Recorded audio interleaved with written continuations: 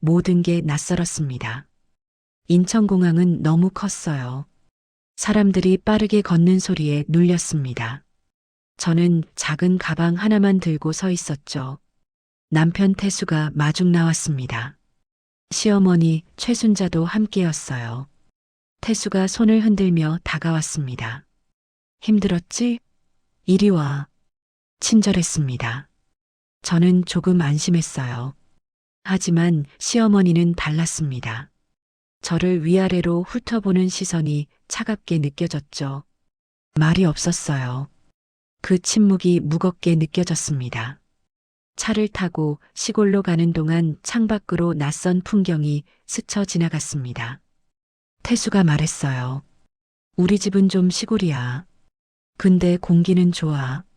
저는 고개를 끄덕였지만 시어머니는 계속 앞만 보고 계셨습니다. 한참을 달려서 집에 도착했습니다. 대문을 열자 낯선 냄새가 확 밀려왔어요. 집은 오래되어 보였습니다. 시어머니가 방을 보여주셨어요. 여기서 자면 돼. 짐 풀고 나와. 방은 작았습니다.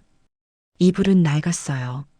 저녁이 되자 시어머니가 부엌에서 무언가 끓이는 소리가 들렸습니다.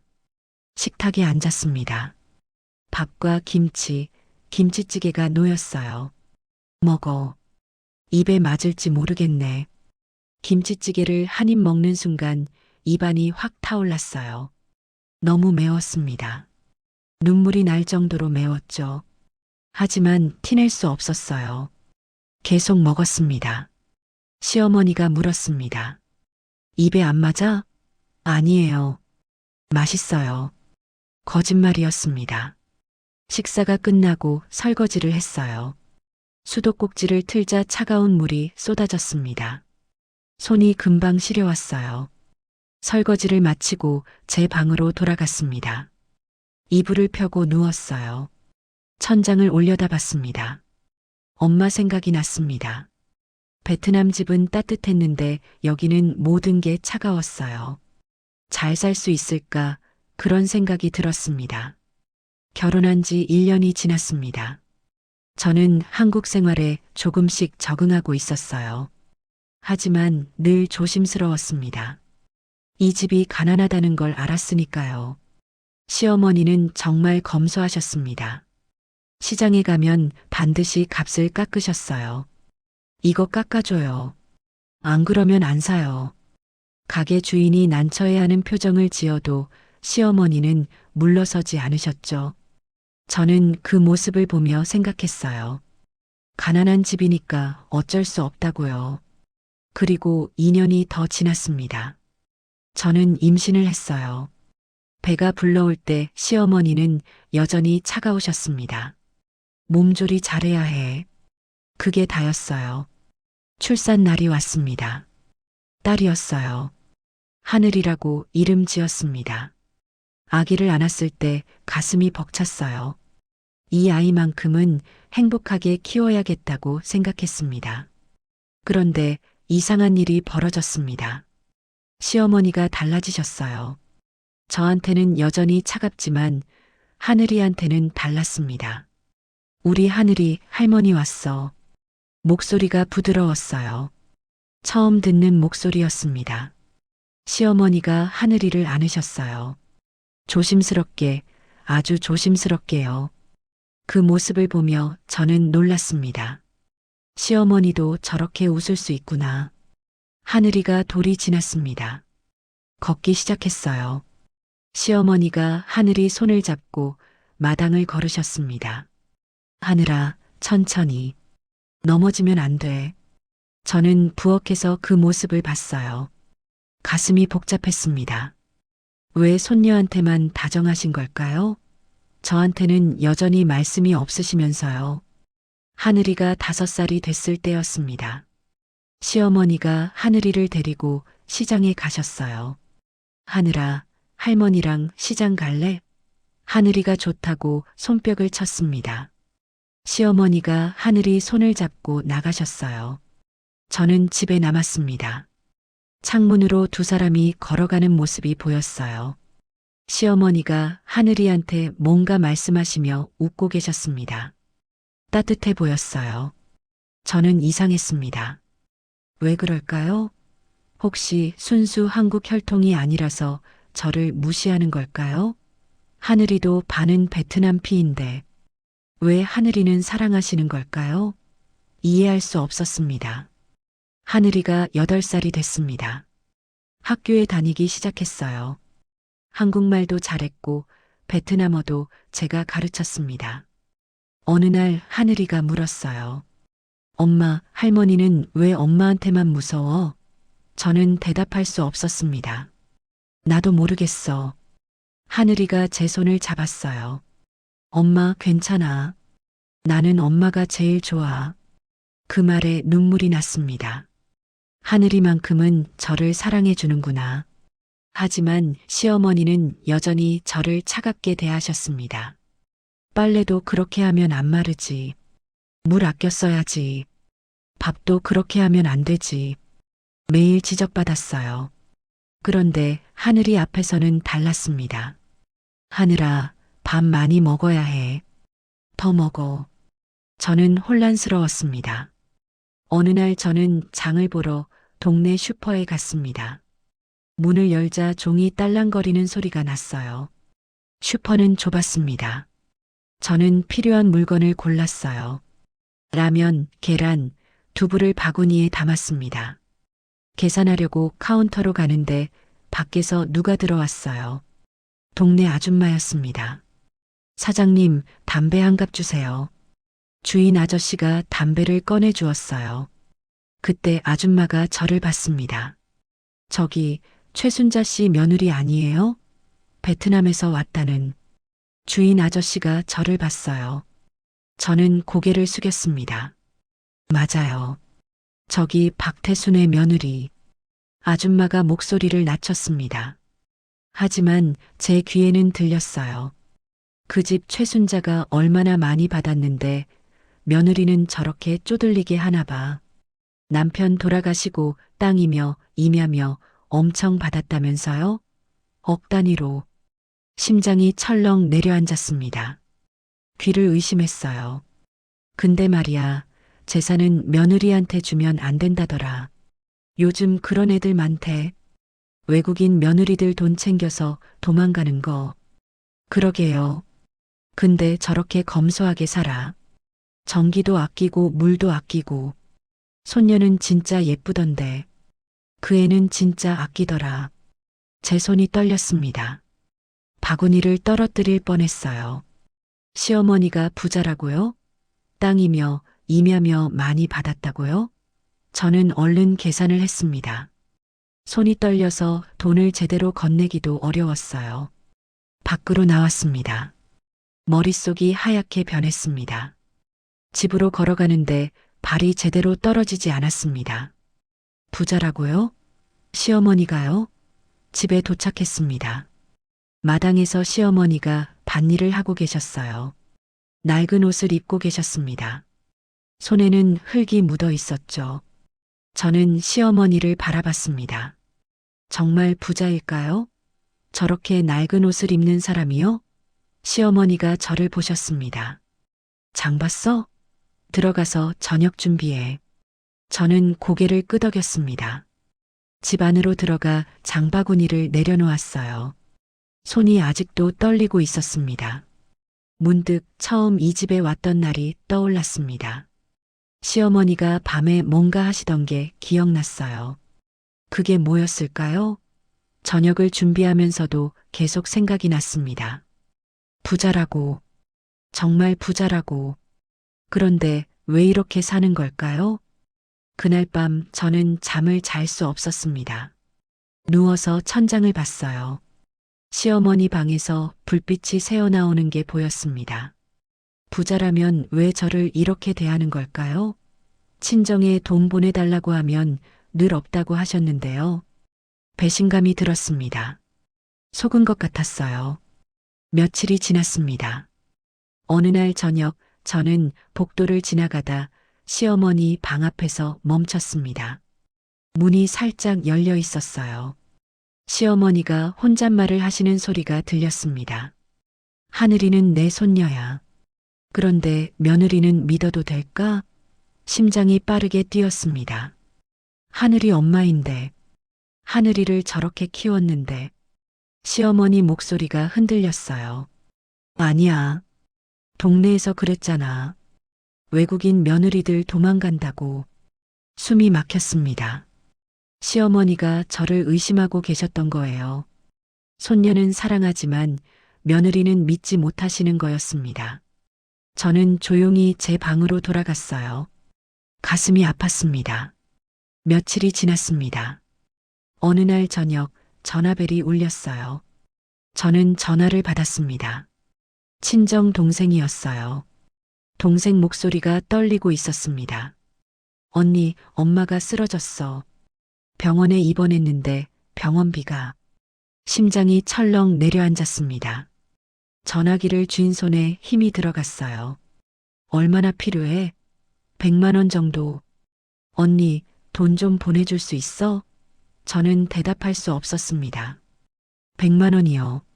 저한테 그런 돈이 어디 있습니까? 전화를 끊었습니다. 손이 떨렸어요. 엄마가 아프다는 말이 계속 귓가에 맴돌았습니다. 다음 날 아침 저는 용기를 냈습니다. 시어머니 방문을 두드렸어요.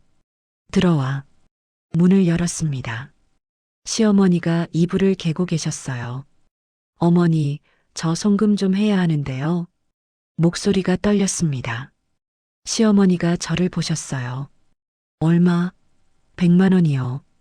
엄마가 아파서 병원에 있어요. 100만 원? 그런 돈이 어디 있어? 차갑게 말씀하셨습니다. 저는 가슴이 내려앉았어요. 시어머니가 서랍을 여셨습니다. 그 안에서 돈을 꺼내셨어요. 5만 원이었습니다. 이것도 많이 준 거야. 우리도 여유 없어. 저는 5만 원을 받았습니다. 손이 떨렸어요. 이걸로 뭘 하라는 걸까요? 방에서 나왔습니다. 복도에 서서 5만 원을 내려다봤어요. 눈물이 날 것 같았지만 참았습니다. 거실로 가는데 태수가 소파에 앉아 있었습니다. 텔레비전을 보고 있었어요. 저는 전화를 걸었습니다. 동생에게 5만 원밖에 못 보낸다고 말해야 했어요. 전화기를 드는데 태수가 돌아봤습니다. 또 너네 집에 돈 보내? 저는 대답하지 않았습니다. 엄마 죽으면 그때 가면 되지. 뭐 이런 걸로 난리야? 그 말을 듣는 순간 숨이 막혔습니다. 태수 얼굴을 봤어요. 표정이 차가웠습니다. 말할 수 없었습니다. 화를 내면 또 맞을 것 같았어요. 저는 그냥 고개를 숙였습니다. 그날 밤 저는 우편함을 확인했습니다. 빨간 봉투가 있었어요. 펼쳐봤습니다. 독촉장이었습니다. 빚 3천만 원, 즉시 상환 요구. 손이 떨렸습니다. 3천만 원이요? 남편이 무슨 짓을 한 거죠? 그날 밤 늦게 태수가 돌아왔습니다. 술을 마시고 들어왔어요. 문 여는 소리가 거칠었습니다. 비틀거리는 발소리가 들렸어요. 태수가 거실로 들어왔습니다. 돈 어디 있어? 갑자기 소리쳤습니다. 저는 놀라서 일어났어요. 무슨 돈요? 통장에 돈이 없잖아. 내가 숨겼지? 어디 숨겼어? 태수가 집안을 뒤지기 시작했습니다. 서랍 여는 소리가 요란했어요. 물건들이 바닥에 떨어졌습니다. 없어요. 정말 없어요. 저는 거짓말을 했습니다. 거짓말하지 마. 그 순간 손이 날아왔습니다. 뺨에 묵직한 충격이 느껴졌어요. 저는 비틀거리며 벽에 부딪혔습니다. 제발 그만. 말했지만 태수는 멈추지 않았습니다. 그때 복도에서 작은 소리가 들렸습니다. 하늘이 방문이 살짝 열리는 소리였어요. 저는 고개를 들었습니다. 문틈으로 하늘이가 보였어요. 숨죽이고 저를 보고 있었습니다. 하늘이 손이 떨리고 있었어요. 나가서 말리고 싶지만 무서워서 못 나오는 거였습니다. 저는 고개를 저었습니다. 들어가. 입모양만 했어요. 하지만 하늘이는 문을 닫지 않았습니다. 그 작은 눈에 눈물이 가득 고여 있었어요. 태수가 저를 놓았습니다. 현관으로 갔어요. 문이 쾅 닫혔습니다. 발소리가 멀어졌습니다. 집안이 조용해졌어요. 너무 조용했습니다. 저는 바닥에 그대로 주저앉아 있었어요. 뺨이 화끈거렸습니다. 어깨도 아팠어요. 그때였습니다. 하늘이 방문이 활짝 열렸어요. 하늘이가 뛰어나왔습니다. 엄마, 작은 발소리가 복도를 울렸어요. 하늘이가 제게 달려와 안겼습니다. 엄마, 괜찮아? 아파? 하늘이가 울고 있었어요. 저는 하늘이를 꽉 안았습니다.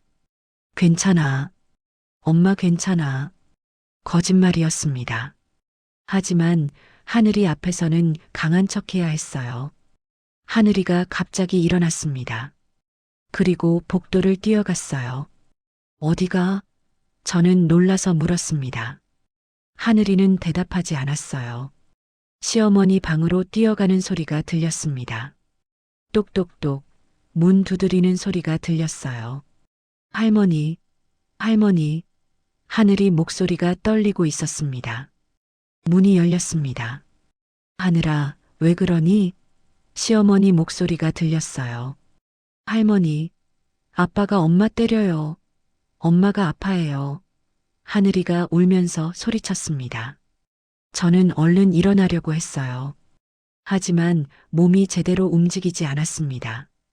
복도에서 시어머니가 하늘이를 안는 소리가 들렸습니다. 괜찮아, 우리 하늘이. 괜찮아. 시어머니 목소리도 떨리고 있었어요. 할머니, 엄마 아파요. 아빠가 때렸어요. 하늘이가 계속 울었습니다. 시어머니가 하늘이를 방으로 데리고 들어가셨어요. 문이 닫혔습니다. 저는 혼자 거실에 남았습니다. 천천히 일어났어요. 거울을 봤습니다. 뺨에 붉은 자국이 있었어요.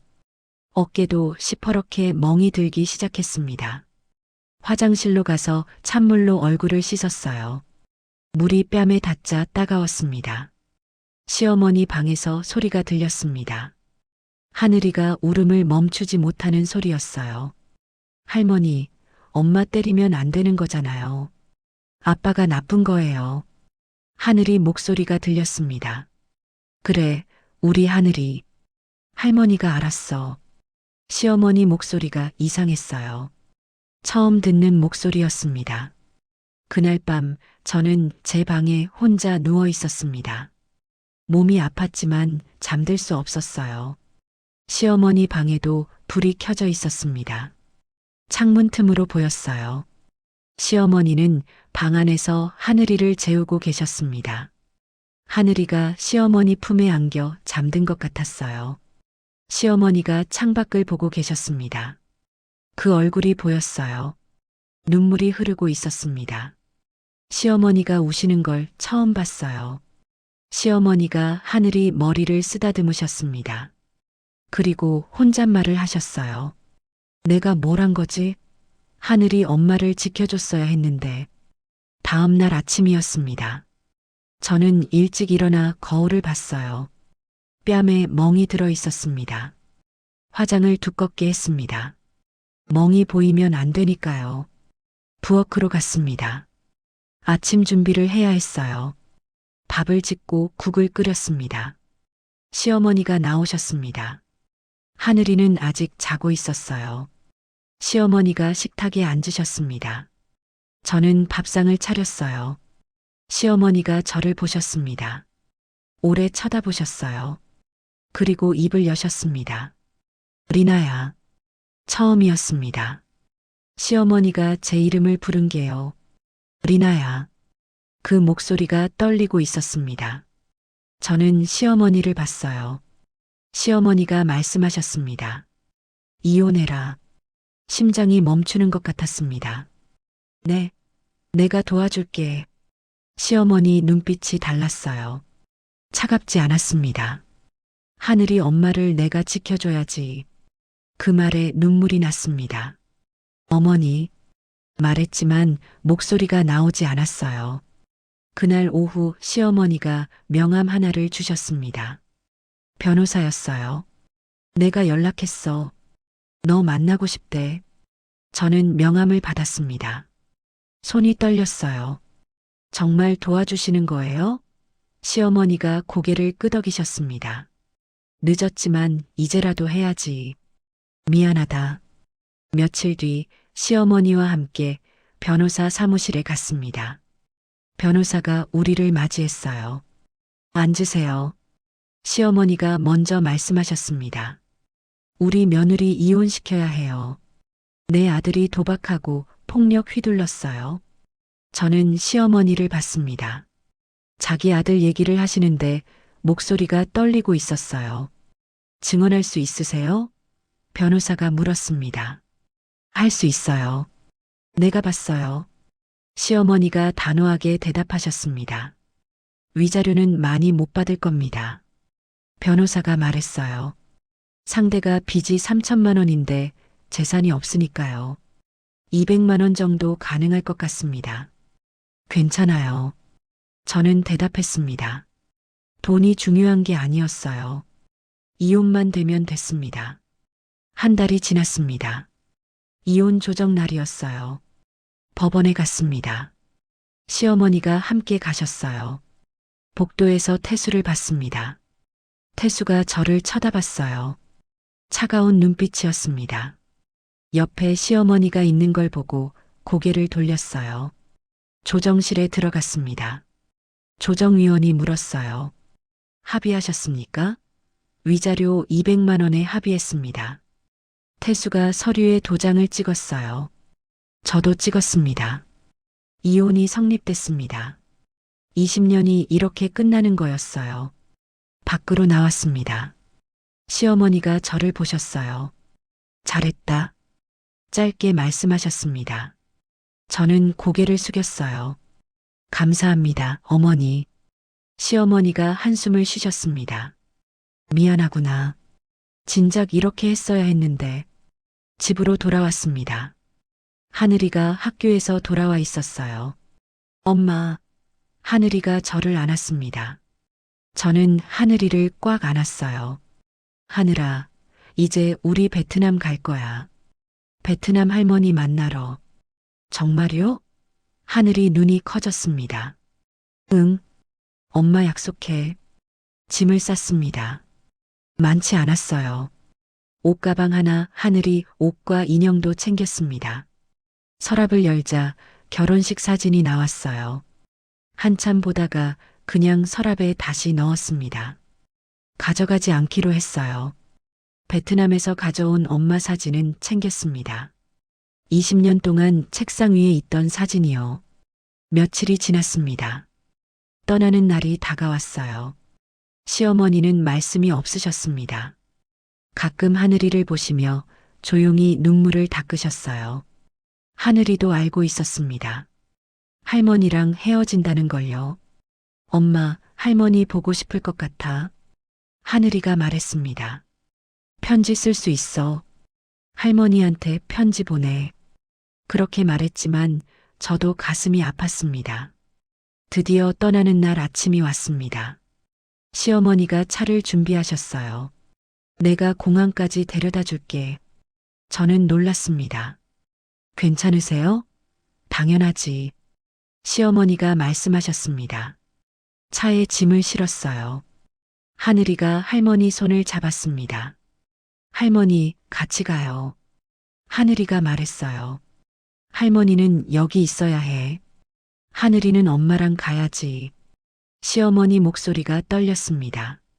차가 출발했습니다. 엔진 소리가 낮게 깔렸어요. 시어머니가 운전하셨습니다.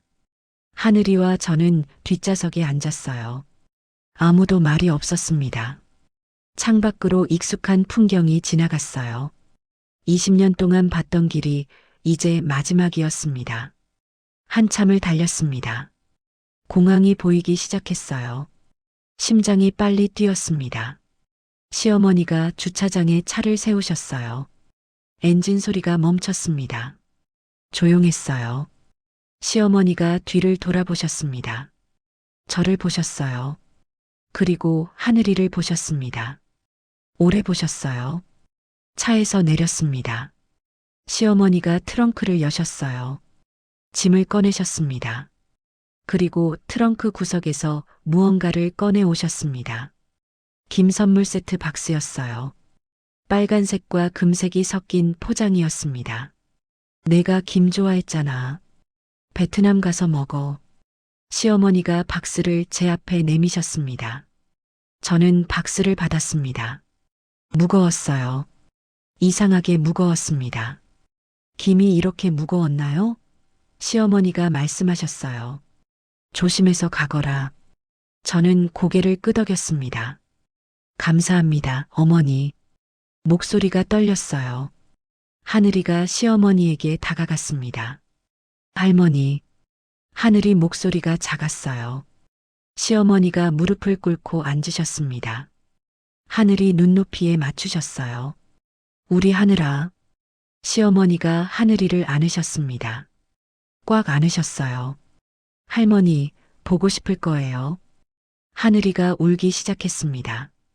할머니도 보고 싶을 거야. 시어머니 목소리도 떨렸어요. 엄마 말 잘 듣고 착하게 자라야 해. 알았지? 시어머니가 하늘이 머리를 쓰다듬으셨습니다.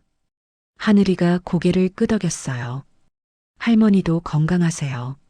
시어머니가 눈물을 닦으셨습니다. 그래, 할머니 건강할게. 주변에서 사람들이 지나갔습니다. 캐리어 끄는 소리가 요란했어요. 누군가 우리를 힐끗 봤습니다.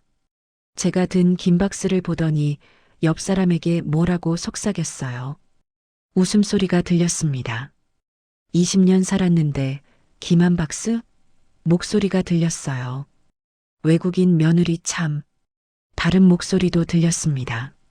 시어머니가 일어나셨습니다. 잘 살아라. 그게 다였습니다. 시어머니는 차로 돌아가려다 멈췄어요. 저를 보셨어요. 돌아보셨습니다. 저를 봤어요. 오래 봤습니다. 그 눈빛에 뭔가 있었어요. 미안함, 그리움, 사랑. 알 수 없었습니다. 시어머니가 차에 타셨습니다. 엔진 소리가 들렸어요. 차가 천천히 움직였습니다. 저는 하늘이 손을 잡고 그 차가 보이지 않을 때까지 봤어요. 20년을 함께 살았는데 이렇게 끝나는 거였습니다. 출국장으로 들어갔습니다. 하늘이가 제 손을 꽉 잡았어요. 사람들이 쳐다봤습니다. 제가 든 긴 박스를 봤어요. 저것 좀 봐. 김 선물 세트. 수군거리는 소리가 들렸습니다. 얼굴이 뜨거웠어요. 부끄러웠습니다. 하지만 어쩔 수 없었어요. 체크인 카운터에서 수속을 했습니다. 직원이 긴 박스를 봤어요. 기내에 가지고 타실 거예요? 네. 저는 대답했습니다. 직원이 피식 웃는 것 같았어요. 탑승권을 받았습니다. 비행기에 올랐습니다. 좌석을 찾아 앉았어요. 하늘이가 창가 자리에 앉았습니다. 저는 긴 박스를 무릎 위에 올렸어요. 무거웠습니다. 옆자리 사람이 제 박스를 힐끗 봤어요. 시선이 느껴졌습니다. 비행기가 움직이기 시작했습니다. 하늘이가 창밖을 봤어요. 할머니 어디 계실까? 하늘이가 물었습니다. 저는 대답할 수 없었어요. 비행기가 이륙했습니다. 한국 땅이 멀어졌어요. 구름 속으로 들어가자 아무것도 보이지 않았습니다. 하늘이가 잠들었어요. 저는 긴 박스를 내려다봤습니다. 20년의 대가가 김 한 박스? 하지만 왜 이렇게 무거울까요? 비행기가 착륙했습니다. 베트남 공항이 보였어요. 심장이 빨리 뛰었습니다. 20년 만이었어요. 문이 열리자 더운 공기가 들어왔습니다. 베트남 공기였어요. 하늘이가 제 손을 잡았습니다. 엄마, 여기가 베트남이야? 응. 엄마 고향이야. 택시를 타고 친정으로 갔습니다. 창밖으로 베트남 풍경이 지나갔어요. 오토바이가 많았고 간판들이 보였습니다. 낯설지 않았어요. 마을에 도착했습니다. 엄마 집이 보였어요. 문을 두드렸습니다. 엄마, 문이 열렸어요. 엄마가 서 계셨습니다. 많이 늙으셨어요. 리나야. 엄마 목소리가 떨렸습니다. 저는 엄마를 안았어요. 이 애가 하늘이구나. 엄마가 하늘이를 보셨습니다. 하늘이가 베트남어로 인사했어요. 할머니. 엄마가 하늘이를 안아주셨습니다. 집 안으로 들어갔습니다. 긴 박스를 구석에 놓았어요. 엄마가 물을 주셨습니다. 앉아라. 그때 밖에서 소리가 들렸어요. 동네 사람들이 오는 소리였습니다. 리나 왔다며? 20년 만이네. 아주머니들이 들어왔습니다.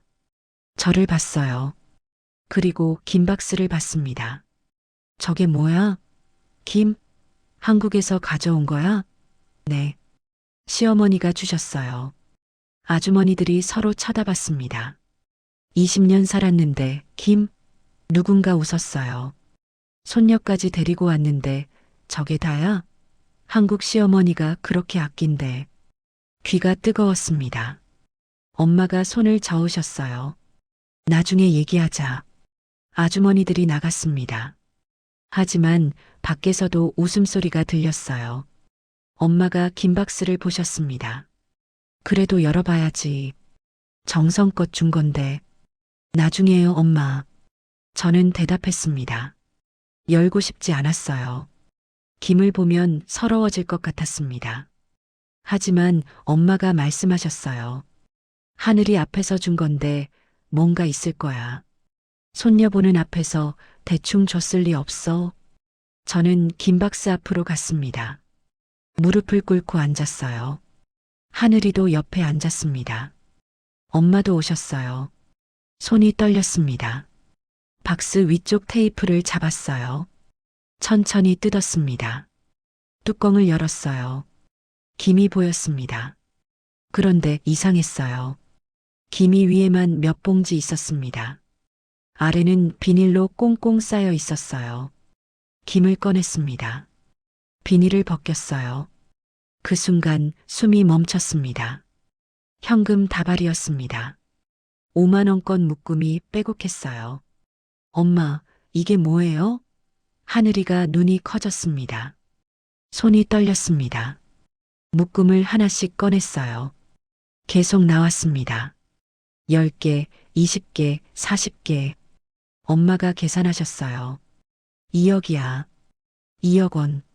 눈물이 터져 나왔습니다. 그리고 더 있었습니다. 금비녀, 금반지가 나왔어요. 통장도 있었습니다.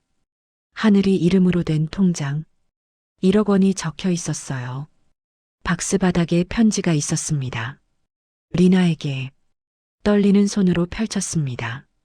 읽기 시작했어요. 리나야, 미안하구나. 처음부터 이렇게 했어야 했는데. 동네에서 외국인 며느리가 도망갔던 일 있잖니. 사람들이 수군거렸어. 나도 의심했어. 그래서 일부러 차갑게 대했어. 시험한 거야. 미안하다. 하지만 하늘이를 보면서 알았어. 내가 얼마나 좋은 엄마인지. 하늘이가 그렇게 착하게 자란 건 내가 잘 키웠기 때문이야. 하늘이가 우는 걸 보고 정신이 번쩍 들었어. 이 돈은 남편이 남긴 땅을 판 거야. 20년 동안 너를 위해 모았어. 하늘이 통장도 넣어뒀어. 새로 시작해. 하늘이랑 행복해야 해. 사랑한다. 우리 며느리. 시어머니 최순자. 또 다른 편지가 있었습니다. 하늘이에게. 하늘이가 읽었어요. 우리 하늘아, 할머니야. 너를 정말 정말 사랑해. 엄마 말 잘 듣고 착하게 자라. 언제든지 한국 오고 싶으면 와. 할머니가 기다릴게. 사랑해. 할머니가. 하늘이가 울기 시작했습니다. 할머니. 저도 울었어요. 엄마도 우셨습니다. 우리는 함께 안고 울었습니다. 어머니 사랑해요. 말했지만 들리지 않았어요. 하지만 알고 있었어요. 시어머니가 들으실 거라고요. 밖에서 해가 지고 있었습니다. 긴 박스 옆에 현금과 금반지와 편지가 놓여 있었어요. 20년의 이야기가 거기 있었습니다. 사랑의 이야기요.